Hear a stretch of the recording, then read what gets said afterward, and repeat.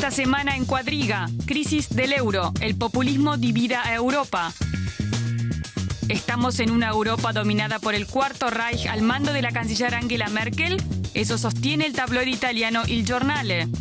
En otras partes de Europa el tono de los medios es similar y se remiten al pasado. Pero la prensa alemana también sabe insultar. Esta portada, por ejemplo, directamente acusa a Grecia de fraude. Y el diario sensacionalista Bild saca jugo a los prejuicios hablando de los esforzados trabajadores alemanes que pagan la cuenta de sus despilfarradores vecinos. Hoy conduce el programa Víctor Manuel Borges.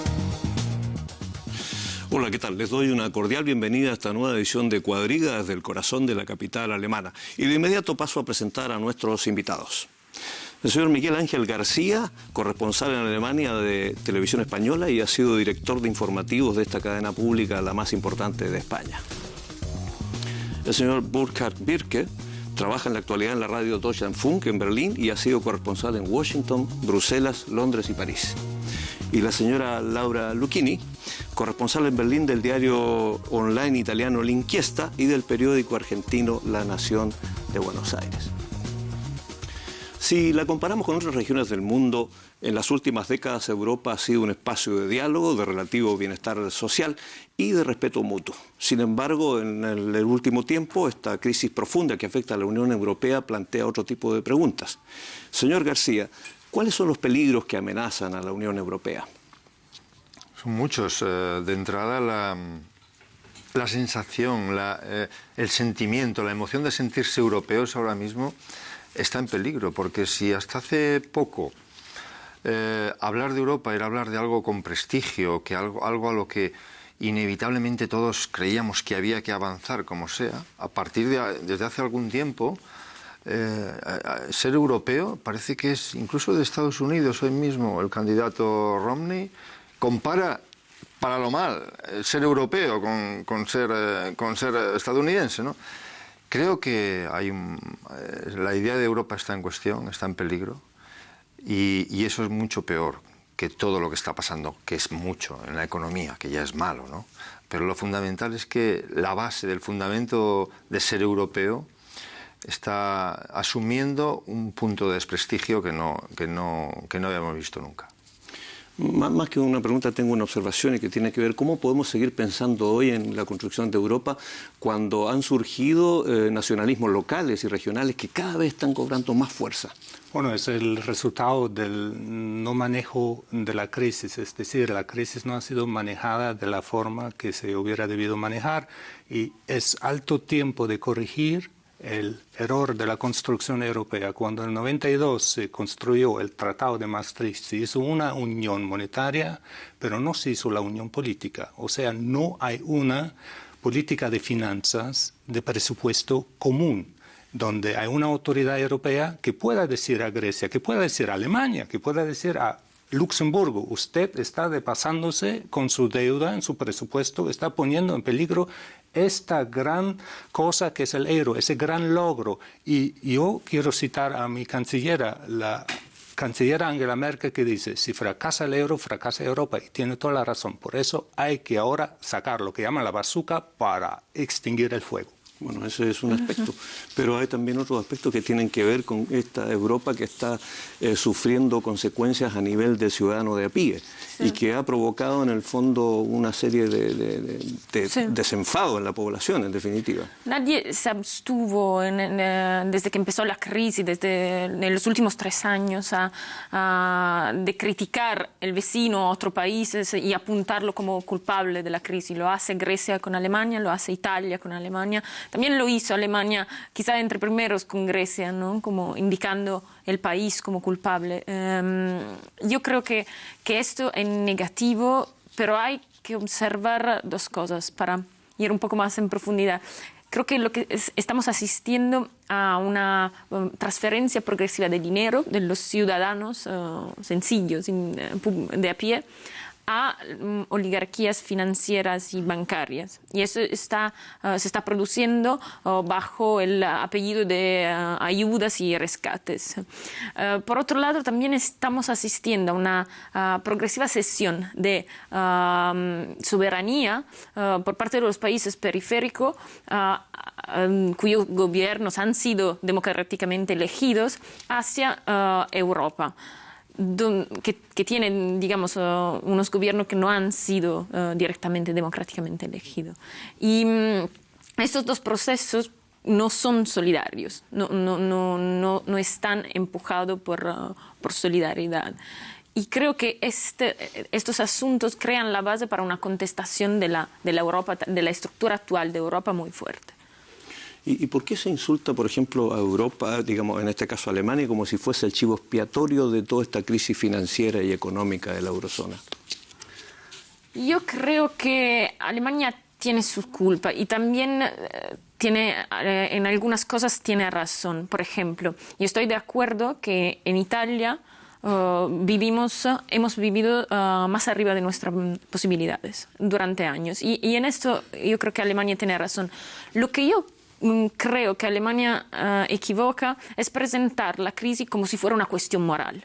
Pues entonces vosotros habéis fallado y hay que pagar haciendo sacrificios y estos sacrificios van a ser la llave moral y económica para salir de la crisis. Yo creo que esto no funciona así, porque, por ejemplo, Italia y España están actuando ahora reformas, pero los mercados siguen castigándoles porque apuestan contra todo el euro, no solo contra las reformas. Digamos que los sacrificios no son suficientes por sí mismos para cambiar la dirección de los mercados en ese momento. Lo que haría falta en ese momento es dar un paso más adelante. Alemania consiguió que los países que los países que los necesitaban pusieran en marcha ciertas reformas, pero ahora sería también el momento de dar un paso ulterior.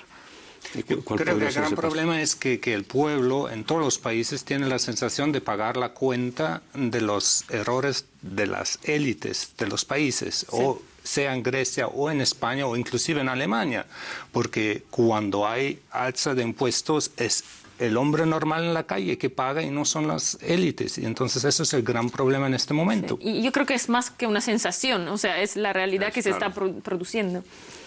Hablábamos esto de vivir sobre sus posibilidades, también ese era el caso concreto también de España. Usted acaba de venir de España y tiene la situación yo creo que es parecida en todos lados. Los ciudadanos tienen la misma percepción casi en todos los lugares. Es una sensación que es además una realidad y constatable por cifras. Se está produciéndose esa transferencia del ciudadano de a pie común hacia las élites financieras. Eso es no hay que discutir, ¿no? En cuanto a por qué insultan a Alemania.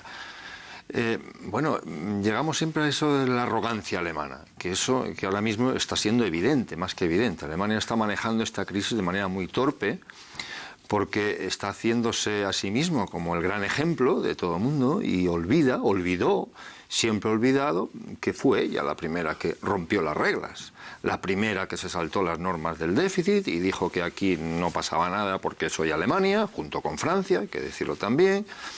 La primera que forzó un Banco Central Europeo a poner bajos tipos de interés para financiar un crecimiento que necesitaba porque tenía mucho paro y estaba en recesión. Esos bajos tipos de interés y la elevación de los techos de déficit que saltaron por los aires provocó que otros países digan, pues yo también quiero dinero fácil, y provocó esa burbuja que los alemanes además alimentaron desde aquí con préstamos. Es decir, si los españoles se endeudaron es porque los bancos alemanes daban préstamos y el Banco Central Europeo también daba préstamos muy baratos. Y si nos endeudamos demasiado es porque había que comprar coches que Alemania nos había hecho autopistas con sus máquinas para luego vendernos Mercedes. Y hasta entonces, mientras nos hacía autopistas y nos vendía Mercedes y nos financiaba nuestras hipotecas para comprar una casa en la playa que no necesitamos, estaban muy contentos porque a ellos también le iba muy bien y consiguieron salir de la recesión. De repente ahora eso explota porque es una burbuja y hemos vivido todos por encima de sus posibilidades y Alemania dice que la culpa no es de ella. ¿Cómo que no? Es de todos. Naturalmente que tiene la culpa, lo primero, el ciudadano que pide un crédito por encima de sus posibilidades, pero el que lo concede también. Los bancos españoles y los bancos alemanes que prestan a los bancos españoles. O sea, responsabilidad compartida. ¿Considera usted que Alemania padece una especie de egoísmo nacionalista? Yo creo que todos los países defienden sus intereses nacionales, pero tomemos el ejemplo de una familia. Usted tiene un hermano que va al casino todos los días y se juega su dinero, y luego tú, que ganas buena plata, le tienes que dar siempre tu dinero cuando él está endeudado. Un poco así se siente Alemania. Claro, el nivel de interés... Eso es falso. Eso es porque falso. es falso. Lo que hay que aclarar al pueblo alemán, que también aprovechamos mucho de la zona euro. Las exportaciones alemanas van a los países que, si no hubiese el euro, habrían devaluado sus monedas y no hubieran comprado tantos coches. Eso es cierto. Eso hay que aclarar en el público alemán para que salgamos de nuestro nacionalismo y lleguemos a un punto de más solidaridad. Pero igual, usted no siempre va a pagar a un irremediable hermano que sigue yendo al casino. Miremos el caso de la Grecia, y en Grecia todo el mundo tiene la sensación que otra vez están las mismas élites que causaron el desastre, paga el pueblo la cuenta para las élites, y los grandes empresarios no siguen pagando ni un centavo de impuestos, y eso no puede seguir así. Eso es cierto.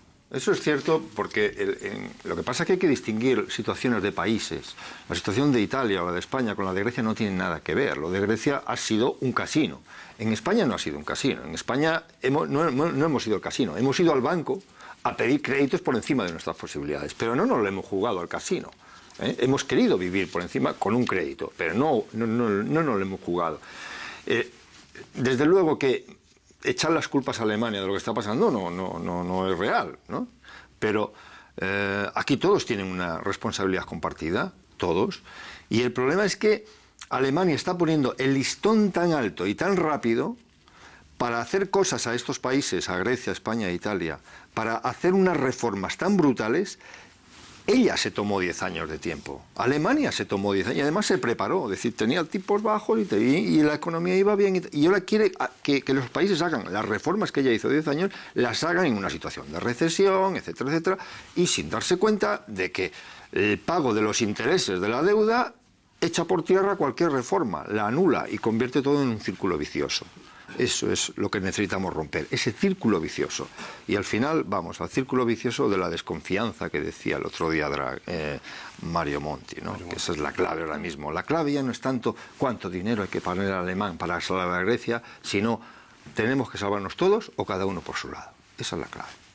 Bueno, volvimos un poco al tema central de este programa, que tiene que ver con una especie de europopulismo. Sí. Esto de que todo el mundo le echa la culpa a Alemania. En Italia aparecieron incluso algunas, en primera plana el Giornale publicó diciendo de que en el fondo Alemania... Yo me enfado mucho cuando se cita la opinión del Giornale, tal y como en Italia la opinión de Bild, como si fuera una declaración de gobierno. Yo no me lo tomo en serio. Sinceramente no quiero comentar el Giornale. Digamos, hay titulares en la prensa sensacionalista alemana que son muy desagradables.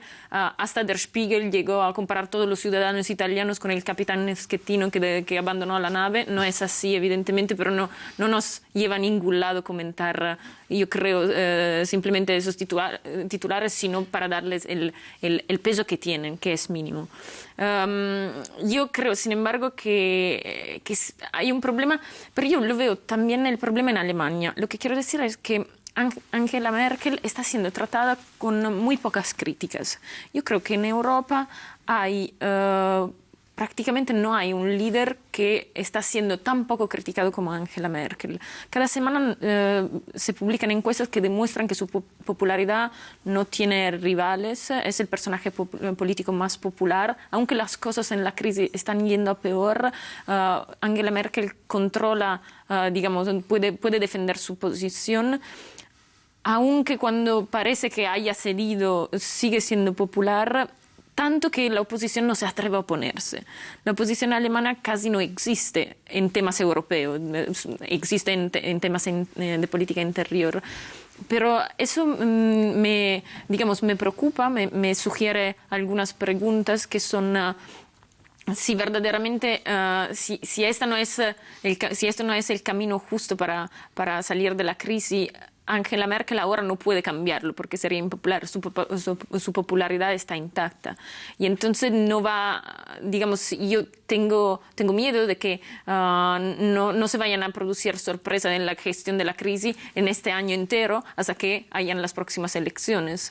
Alemania parece de momento encontrar consuelo en defender su privilegio, que es un privilegio, una posición de privilegio, pero relativo, porque estamos viendo los datos económicos de los últimos publicados, estamos viendo que también la economía alemana está siendo, tiene problemas, empieza a enseñar, digamos, las consecuencias de la crisis también.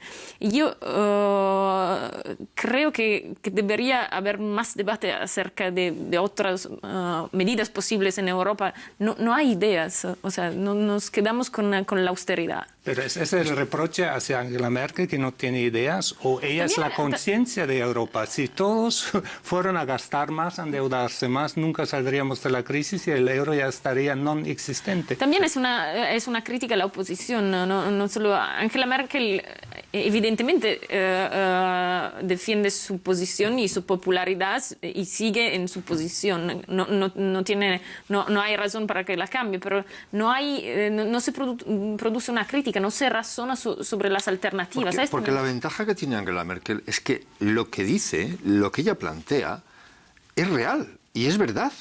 Y yo creo que lo asumen el 90% de los europeos. En España, donde no hay titulares sensacionalistas, no hay prensa sensacionalista, aparentemente, aunque muchas veces la prensa aparentemente es sensacionalista, no hay críticas directas a Angela Merkel diciendo que está equivocada en cuanto a los objetivos. En España todo el mundo asume que lo que hay que hacer es reducir el déficit, gastar menos y no vivir por encima de tus posibilidades. Eso lo tiene todo el mundo asumido. Lo que se discute es el cómo, los pasos, los procesos, los detalles. Es decir, sí, yo quiero tener un déficit por debajo del 3% y del 0%, y se ha votado en la Constitución. Pero no me puedes obligar a hacer eso en un año y luego pagar un interés cuando quiero un crédito al 9%, porque entonces será imposible cumplir ese objetivo, porque todo lo que consigo de ahorrar, recortar, echar funcionarios, recortar prestaciones sociales, recortar todo lo que consigo, recortar a los ciudadanos, lo voy a pagar en intereses a los especuladores. Lo que quiero es que me des una oportunidad de cumplir el 0% de déficit. Eso es lo que quiero. Y eso es lo que se reprocha a Angela Merkel. Nadie cuestiona el objetivo del 0% de déficit. Y España hace 5 años tenía superávit en los presupuestos, cosa que no tenía Alemania. Y en España mañana firmaría cada ciudadano tener superávit.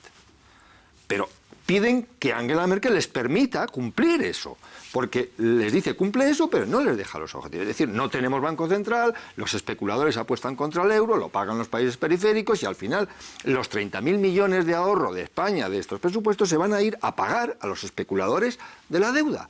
Y entonces no se puede cumplir el objetivo. Hablábamos delante de compartir las responsabilidades. Claro. Y hay muchas voces, incluso en la oposición aquí en Alemania, que están pidiendo mutualizar la deuda. Es decir, también compartir la responsabilidad, digamos, de lo que significa este endeudamiento de los países de la eurozona. Sí, estoy de acuerdo porque se ve un cambio de poder en la Unión Europea con la elección de François Hollande a la presidencia de Francia, porque hay una asociación de los socialdemócratas que quieren más crecimientos, que inclusive en Alemania inscribieron esos elementos de crecimiento que ahora a nivel europeo se han decidido, porque es lógico, si un país no tiene crecimiento no podrá nunca pagar sus deudas. Además, los socialdemócratas están de acuerdo que hay que hacer un tesoro común para defender a todos los países en común, la deuda, asumir la responsabilidad en común. Esa es también la posición de Angela Merkel y su gobierno, pero en contrapartida exigen un cambio en los tratados europeos y la instalación de las instituciones europeas para controlar esto. Y uno no puede dar el dinero sin tener el control después. Yo creo que el factor tiempo es lo esencial. No hay tiempo para arreglar el problema institucional en Europa porque los mercados están incendiando la crisis europea. No hay tiempo. Entonces es el problema del factor tiempo. Pero Europa contra ese factor tiempo está jugando con una mano atada a la espalda. Es decir, el factor tiempo con la Reserva Federal no existiría. Porque si los mercados especulan, pues yo te inundo el mercado y ya está. Pero Europa tiene una mano atada a la espalda, el Banco Central Europeo. Y esa mano atada a la espalda, aquí la tiene una cuerda que se llama Bundesbank. Sí, y que sigue y ya atando. Está. Entonces, como Alemania no tiene ese problema ahora mismo de financiación, sino que además se está beneficiando, porque los italianos y los españoles estamos subvencionando con nuestro dinero el 0% de interés que paga Angela Merkel por sus 3%. Bueno, sí, hay que ver que claramente Alemania está aprovechando 6-7 mil millones por año en sus deudas porque nos financiamos a casi 0%. Que vamos a pagar los españoles de más. Y sí, los italianos. Y por eso y encima la solidaridad es absolutamente necesaria. Claro. Y nos hablamos en 2 meses aquí y vamos a ver que el Banco Central va a entrar en el juego y va a comprar masivamente toda la deuda. Hemos gastado ya mucho dinero mientras tanto. Pero se va perdiendo tiempo. Ese es el problema. Es lo que yo reprocho a mi canciller, que deja pasar demasiado tiempo para luego tomar esas decisiones. Esa es la decisión. ¿No será que esta generación de líderes actuales en Europa está acostumbrada a estas crisis periódicas que se han resuelto hasta ahora por sí misma? Pero estamos hoy día frente a una crisis nueva, esta crisis es una muy crisis diferente. Nueva, muy distinta, muy Lo otro, distinta. a mí a veces me da la sensación de que estamos incluso en una situación un tanto similar a lo que significaron los años 30 del siglo pasado, donde surgieron estos movimientos nacionalistas. El mundo es muy distinto. Las consecuencias pueden ser parecidas. El nacionalismo, el populismo, desde luego, eso puede ser parecido. El origen es totalmente distinto. Y volviendo a Merkel, tiene razón en desconfiar de que si doy dinero, pues... porque claro, tenemos el ejemplo de Grecia, no solo de hacer, sino que hasta el último ciudadano es reacio. Es un caso extraño, ¿no? O de Berlusconi, sí, que también decía que sí, pero luego tal, y ya hubo un momento en que Angela Merkel dijo, no, se acabó. Primero me hacéis la reforma y se acabó.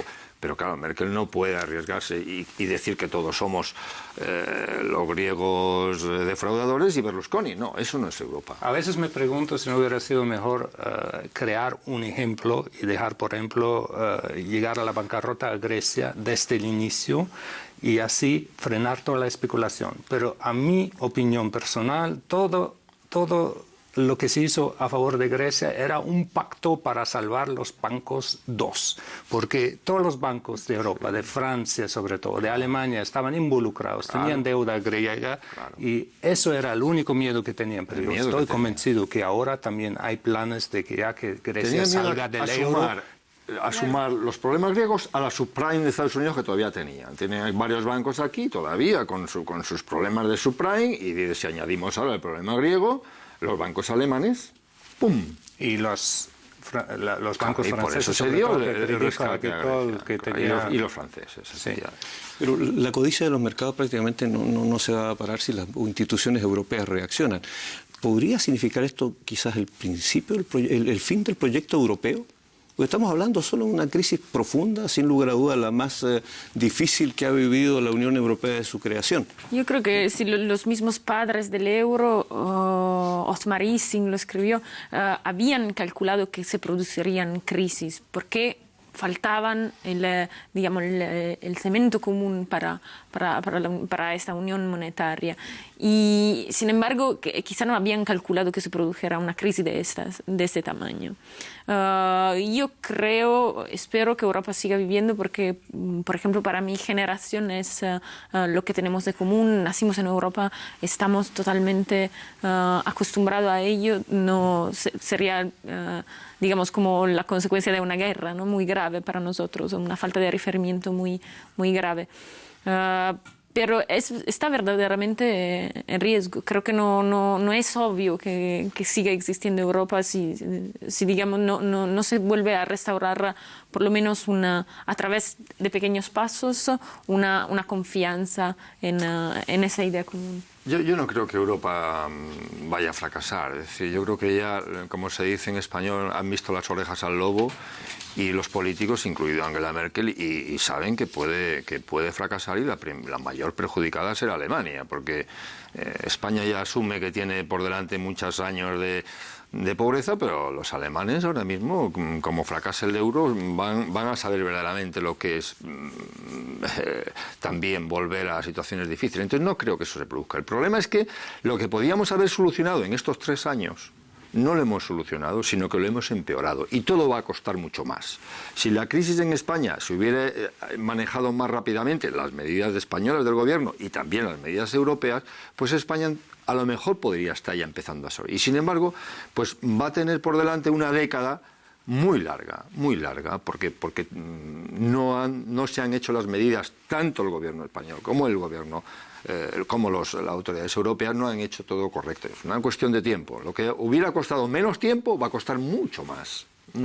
Pero el fracaso costaría mucho más. Muchísimo Por eso más. yo creo que el euro y Europa se va a salvar, porque es una idea tan bonita con las barreras, con las fronteras que se han caído, con el mercado único. Es un logro, es una visión. Y lo que a mí me hace falta en ese momento es una visión política. Yo espero que esos 4 hombres políticos, Juncker, Van Rompuy y todos, que tienen la tarea de diseñar una visión futura, lleguen a un punto donde realmente logremos lo que no hemos logrado en Maastricht, de hacer una política fiscal común. Hay una diferencia de mentalidad con Italia, con España, con los países del sur y el norte, pero igual, en Alemania, entre Baviera y el norte, también hay los mismos problemas de solidaridad y todo. Lo vemos que Baviera va a poner en cuestión la constitucionalidad de sus pagos a los otros länder, a las otras regiones. O sea, el problema de solidaridad existe, pero tenemos que comprender que europeos somos todos y vivimos en una comunión, en una comunidad de solidaridad, y eso tiene que entrar en las cabezas de nuestras cabezas ¿Qué sería políticas. Baviera si no hubiera el euro?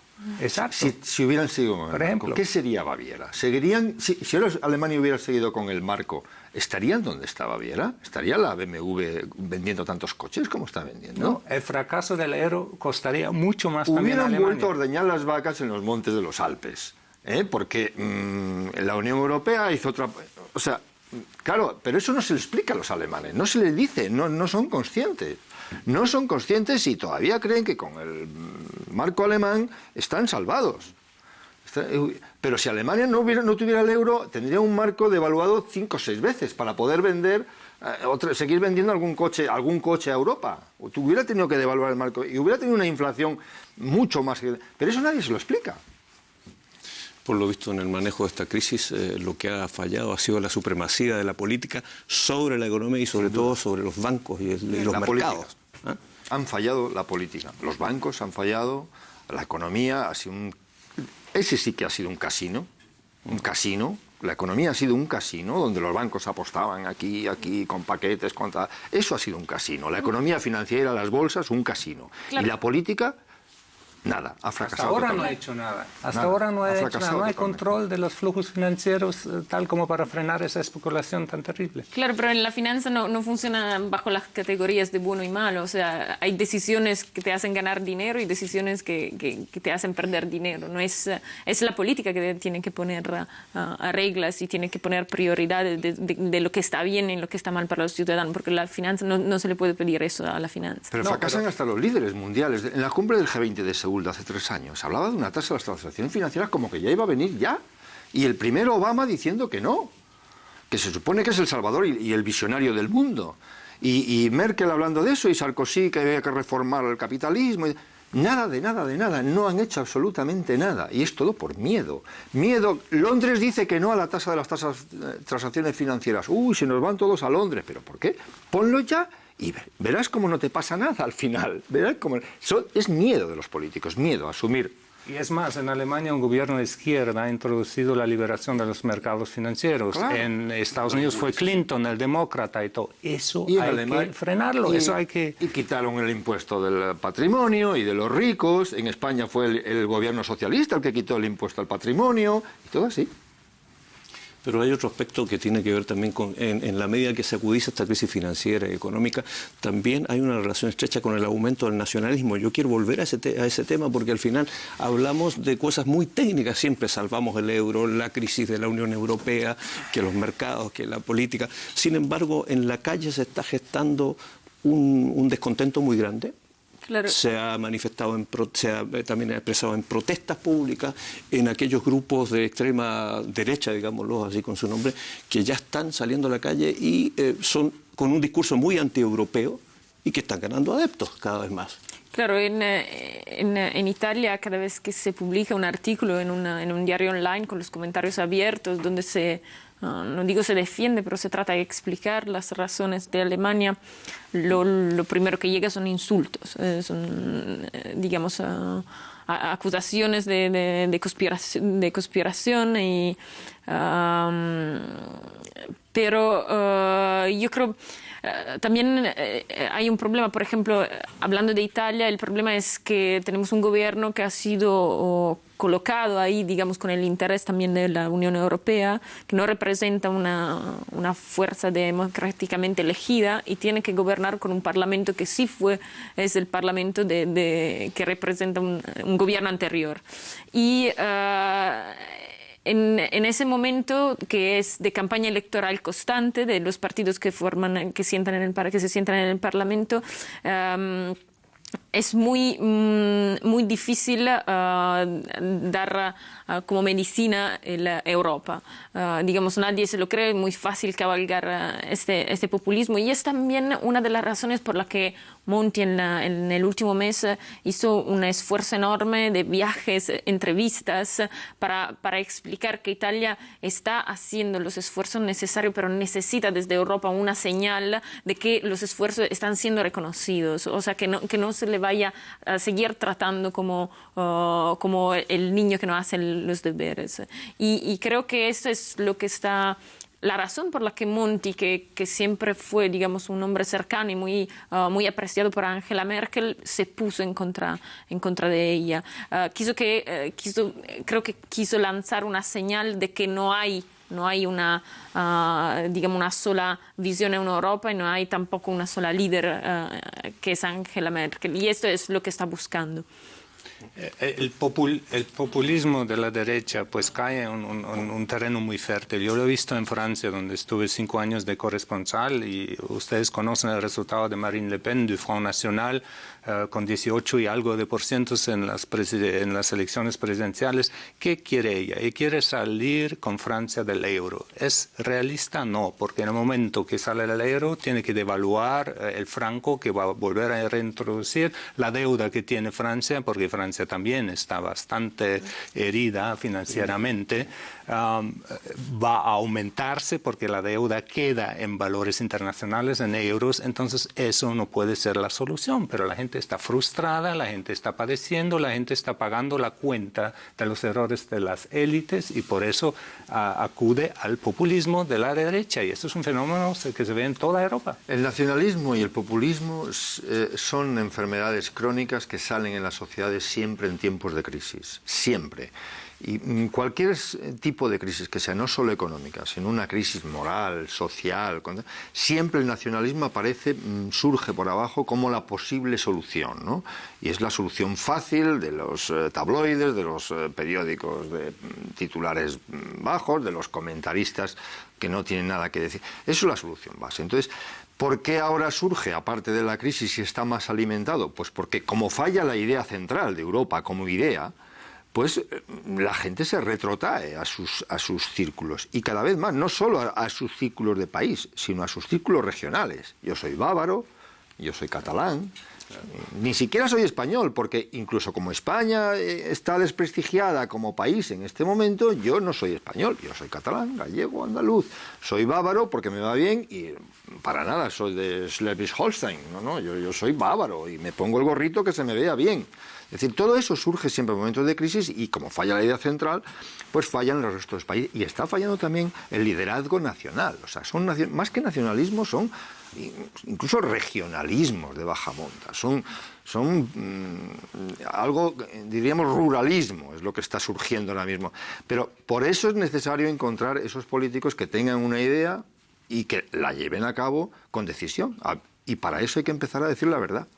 Hay que empezar a decir la verdad. Y la primera verdad es que aquí hay que pagar todos. Todos. Y rápido. Y rápido.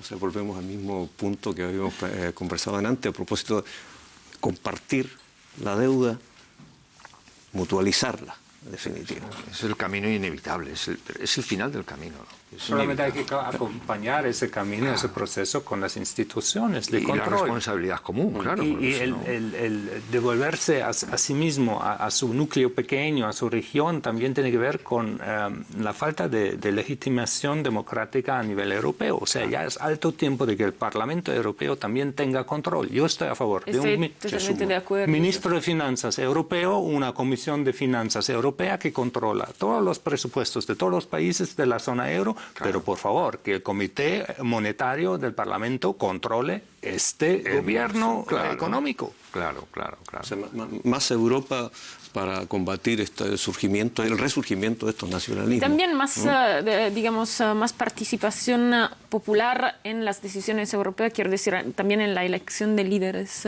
Esto es totalmente necesario porque la gente ahora percibe Europa como algo que toma decisiones totalmente alejado. Es una entidad, un establishment, alguien que defiende intereses. Hay que involucrar a la gente en los procesos de decisión y de elección. Hay que hacer Europa más democrática. Porque esta semana, por ejemplo, cuando Monti dijo en una entrevista en Der Spiegel que los gobiernos nacionales deberían conservar un margen para poder actuar en situaciones de emergencia al margen de los parlamentos, todo el mundo en Alemania se indignó.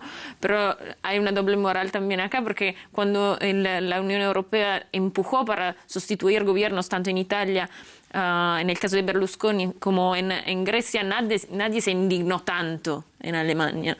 Y entonces sí es verdad que hay un problema de democracia, pero hay que solucionarlo a la raíz, no solo en algunos casos. Si el ciudadano europeo, francés, italiano, griego, español, percibe que quitan poder a la gente que ellos han elegido para dárselo a un funcionario de Bruselas, al cual ha puesto Angela Merkel junto con Hollande o con Sarkozy porque les gusta y porque un tal Van Rompuy o Barroso o quien sea, mal vamos, porque entonces el ciudadano no confiará nunca en ese personaje. Mientras el Parlamento Europeo siga siendo un sitio que el ciudadano cree que es un lugar donde se hacen multitud de reglamentos para decir que los pepinos tienen que medir 20 centímetros y los plátanos tienen que ser amarillos y tal, entonces los ciudadanos no confiarán en esa Europa.